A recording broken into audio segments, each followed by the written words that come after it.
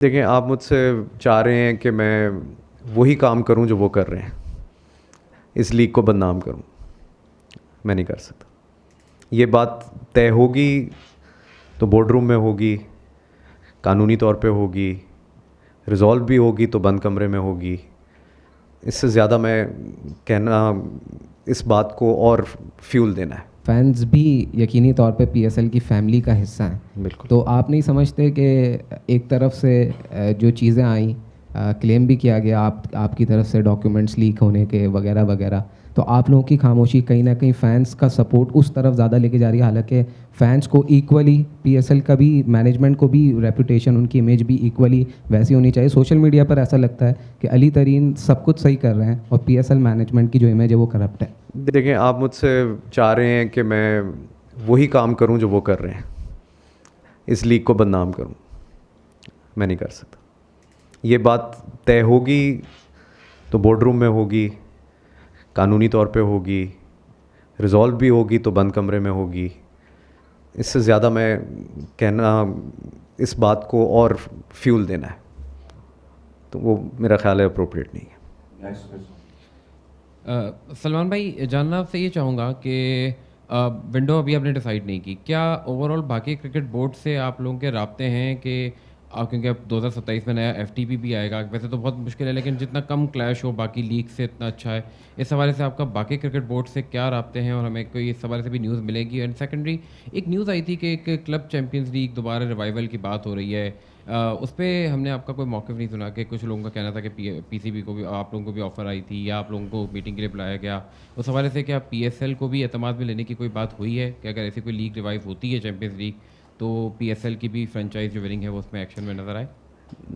दो सवाल आपके। पहले, हम कांस्टेंट राब्ते में होते हैं दूसरे क्रिकेट बोर्ड्स के साथ, और एक मसला बन गया है दुनिया के लिए, क्रिकेट की दुनिया के लिए, कि विंडोज़ कम है, लीगें ज़्यादा हैं, क्रिकेट ज़्यादा है, वॉल्यूम बढ़ गई है, हर कोई compete कर रहा है एक ही चीज़ के लिए कि हमें विंडो क्लीन मिल जाए, हमें प्लेयर अच्छे मिल जाएं, हमें स्पॉन्सर्स अच्छे मिल जाएं।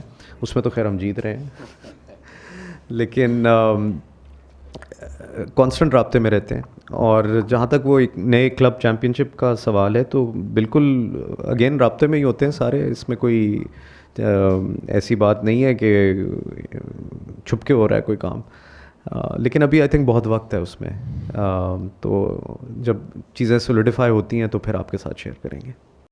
अपग्रेडेशन का काम ज़रूरी है पीएसएल कराने के लिए, और लीज़ एग्रीमेंट ज़रूरी है कि हम एग्जीक्यूट कर लें, और ये जब लीज़ हमारे पास आ जाए हम इसमें और इन्वेस्ट करें।